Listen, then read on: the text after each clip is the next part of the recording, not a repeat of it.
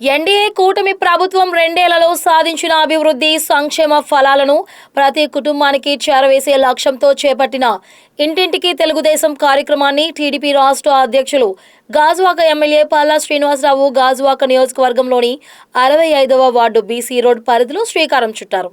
ముందుగా స్వర్గీయ నందమూరి తారక రామారావు విగ్రహానికి పూలమాల వేసి ఘనంగా నివాళులర్పించారు. అనంతరం ఏర్పాటు చేసిన బహిరంగ సభలో పార్టీ శ్రేణులను ఉద్దేశించి ప్రసంగించారు.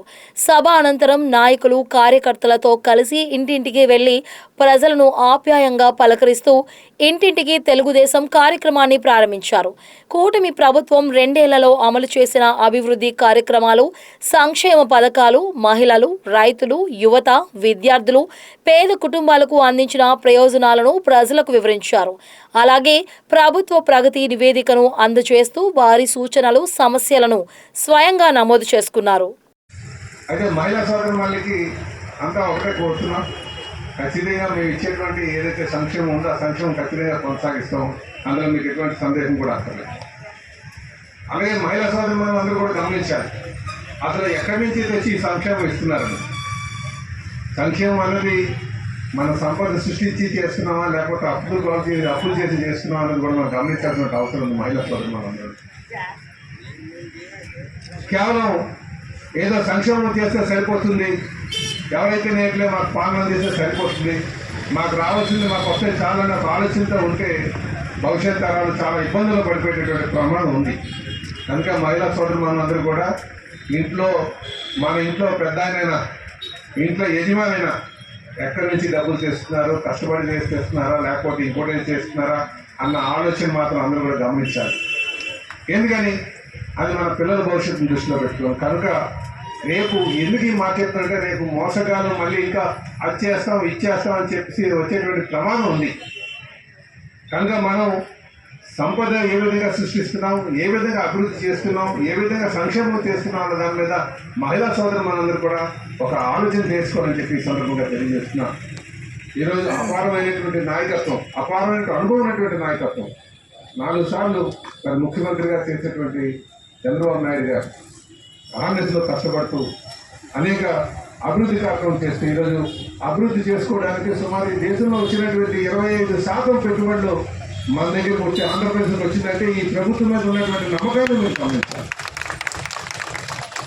గత ప్రభుత్వం అమ్మేయడానికి ప్రయత్నం చేస్తుంది, స్టీల్ ప్లాంట్ అమ్మేయడానికి ప్రయత్నం చేస్తారు. మరి ఎక్కడికే వెళ్ళక్కర్లే, స్టీల్ ప్లాంట్ అమ్మేద్దాం అనుకున్నారు. గంగవరం పోటీ ఎలాగైతే అమ్మేస్తారో అలాగే అమ్మేస్తారు. అయితే మనకి ఈరోజు స్టీల్ ప్లాంట్కి మనం కొంత ఆర్థిక సాయం చేసాం.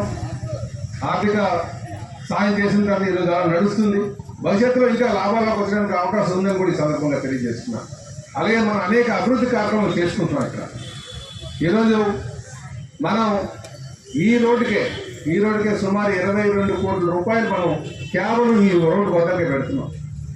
రేపు అలాగే ఆ పై రోడ్డు కూడా చేస్తున్నాం. ఎప్పుడైతే రోడ్లు విశాలంగా అభివృద్ధి చేస్తామో మన ప్రాంతంలో ఉన్నటువంటి స్థలాలకి, మన ఆస్తులకి విలువ వస్తుంది. విలువ చేసుకోవడానికి అవసరం ఉంది.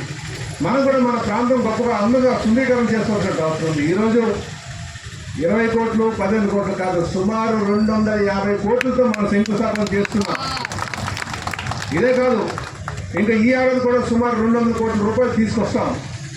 నా 5 సంవత్సరాల పాలనలో ఇది అద్భుతంగా తయారు చేస్తాం. ఇంకా డబ్బులు సుమారు 750 కోట్లతో ఒక్క గాజువాకని అభివృద్ధి చేస్తామని చెప్పి ఈ సందర్భంగా తెలియజేస్తాం. మనం ఎంత ఆనందంగా ఉన్నాం, ఎంత కష్టపడినాం, మన తరాలు మాత్రం ఆనందంగా ఉండాలి. మనం పడినటువంటి కష్టం మన తరాలకు వెళ్ళాలంటే మనం అభివృద్ధి చేయాల్సిన అవసరం ఉంది. ఉద్యోగ అవకాశాలు కల్పించాల్సిన అవసరం ఉంది. ఖచ్చితంగా ఆ ఉద్యోగ అవకాశాలు కల్పిస్తామని కూడా ఈ సందర్భంగా తెలియజేస్తున్నాం. అయితే ఇందులో ముందుగా మన ప్రాంతాన్ని ఏ విధంగా సుందరీకరణ చేసుకుందామన్న ఆలోచనతో ఉన్నాం. ఈరోజు మేము అధికారానికి వచ్చిన తర్వాత, కూటమి ప్రభుత్వం అధికారానికి వచ్చిన తర్వాత ఇందాక చెప్పా, కూటమి ప్రభుత్వం అంటే మిగతా జనసేన బీజేపీ రావద్దని. మనం కూటమి ప్రభుత్వం మీటింగ్ పెట్టుకున్నాం. ఈరోజు తెలుగుదేశం పార్టీ కూటమి ప్రభుత్వం చేసినటువంటి విజయాన్ని డోర్ టు డోర్కి చేస్తుంది. రేపు జనసేన చేస్తుంది, తర్వాత బీజేపీ కూడా చేస్తుందని చెప్పేసి ఈ సందర్భంగా తెలియజేస్తున్నాం. కనుక ప్రతి ఒక్కరు కూడా వారి ఉనికిని కాపాడుకోవడానికి డోర్ టు డోర్కి వెళ్ళాల్సిన అవసరం ఉంది. అలాగే మిత్రపక్షాల యొక్క పాత్ర ఏదైతే కూటమి యొక్క పాలన కూడా ప్రజలకు ఎవరు తెలియజేస్తున్న అవసరం ఉందని చెప్పి ఈ సందర్భంగా తెలియజేస్తున్నాం. ఇలాగా చేస్తే 3 సార్లు మనం డోర్ కట్టచ్చు. ఇది అందరూ కూడా గమనించాలని చెప్పి ఈ సందర్భంగా తెలియజేస్తూ, అలాగే ఈరోజు అన్ని విధాలుగా అనేక కంపెనీస్ వస్తున్నాయి. డేటా సెంటర్ ఇక్కడ తీసుకొచ్చాం. అలాగే ఇక్కడ నక్కపల్లిలో పెద్ద స్టీల్ ప్లాంట్ వస్తుంది. అలాగే సాఫ్ట్వేర్ కంపెనీస్ తీసుకొచ్చాం. వీటితో పాటు మనం రేపు పోలవరం నిర్మాణం చేసుకోబోతున్నాం, అమరావతి నిర్మాణం చేసుకోబోతున్నాం, రాయలసీమలో డ్రోన్ సిటీ చేయబోతున్నాం. అలాగే యాంకా అని చెప్పి మరి పెద్ద ఏరోప్లేన్ కంపెనీస్ వచ్చాయి. అలాగా ఎన్ఫీల్డ్ కంపెనీ వచ్చింది. సాఫ్ట్వేర్ కంపెనీస్తో పాటు అనేక మ్యానుఫ్యాక్చరింగ్లో ఉన్నటువంటి తయారీ రంగంలో అనేక కంపెనీస్ వస్తున్నాయి. ఇది ఇక్కడ ఉన్నటువంటి ప్రభుత్వం, అందుకే ఇలా చెప్పాను, 25% పెట్టుబడులు దేశంలో వచ్చినటువంటి పెట్టుబడులు 20% మన రాష్ట్రానికి వచ్చింది. 28 రాష్ట్రాలకి 75% వస్తే ఒక్క రాష్ట్రానికి 20% వచ్చినట్టే మన మీద ఎంత నమ్మకం ఉందో తెలుస్తుంది. మన కార్మికుల మీద ఎంత నమ్మకం ఉంది చూడండి, మన మేనేజ్మెంట్ మీద ఎంత నమ్మకం ఉందో, మన పాలన మీద ఎంత నమ్మకం ఉందో అన్న సంగతి ప్రతి ఒక్కరు గమనించాలని చెప్పి తెలియజేస్తుంది. ఈరోజు మనకి కేంద్రంలో ఉన్నటువంటి నరేంద్ర మోడీ గారు సహకారం వస్తుంది, మిత్రపక్షంలో ఉన్నటువంటి పవన్ కళ్యాణ్ గారు ఒక చేయకు ఉంది, అలాగే అనుభవమైనటువంటి చంద్రబాబు నాయుడు గారు ఒక పాలన ఉంది. అలాగే మన యువ నాయకులు లోకేష్ గారు అనేక దేశాలు వెళ్ళారు. ఇంతవరకు ఎప్పుడు కూడా రష్యాకి వెళ్ళే మన రాష్ట్రం నుంచి, కానీ రష్యా అనేక విధాలుగా మనకు సహకారం అందిస్తుంది. స్టీల్ ప్లాంట్ ఉందంటే రష్యా టెక్నాలజీ, డిఫెన్స్లో రష్యా టెక్నాలజీ, మనకు వార్షిప్లు ఏమన్నంటే యుద్ధ విమానాలు కాదు, వార్షిప్ వాటర్ కావచ్చు, ఇవన్నీ కూడా రష్యా నుంచి వచ్చినాయి. కనుక రష్యాకి వెళ్ళి మన యువ నాయకులు లోకేష్ గారు పెట్టుబడులు ఆహ్వానించారు. మా దగ్గర రండి, మా దగ్గర పెట్టుబడి పెట్టండి, అద్భుతమైనటువంటి కార్మిక వర్గం ఉంది, స్థలం ఉంది, మేము ఇస్తామని చెప్పేసి. ఇలాగ ఆహార్నిసులు కష్టపడుతున్నటువంటి నాయకత్వం ఉంది. నాయకుడు అన్నవాడు కేవలం అధికారంకి వస్తే అధికారం నుంచి చేయడం కాదు, కష్టపడాలి. నా ఇల్లు ఎలా చేసుకుంటున్నానో ఈ సమాజాన్ని అలాగే చేయాలి, నా పిల్లలు ఎలా చూసుకున్నానో ఈ సమాజాన్ని అలాగే చూసుకోవాలి. ఒక ఆహార్నిసులో కష్టపడుతున్నటువంటి నాయకత్వం ఈరోజు చంద్రబాబు నాయుడు గారి రూపంలో ఉంది, లోకేష్ గారి రూపంలో ఉంది, అలాగే పవన్ కళ్యాణ్ గారి సహకారం ఉంది, కేంద్రంలో ఉన్నటువంటి మోడీ గారి ఒక సహకారం ఉంది. ఇది మనం గమనించాల్సినటువంటి అవసరం ఉంది. అలాగే ఇంకా అభివృద్ధి చేయడానికి మేము ముందుకు వెళ్తాము, సమాజ స్థాపన చేస్తాం. అందరికీ కూడా సంక్షేమం కానీ అభివృద్ధి కానీ ఆ ఫలాలు అందరికీ అందరికట్టుగా చేస్తామని చెప్పి తెలియజేస్తాం. మేము అన్నటువంటి ఎలక్షన్లో ఇచ్చినటువంటి ఏదైతే సూపర్ 6 ఉందో ఆ సూపర్ 6 అన్నీ కూడా నెరవేర్చాం. ఎక్కువ ఆడపిల్లలకి ఏదైతే నెలవారీ చేస్తామో చేస్తాం.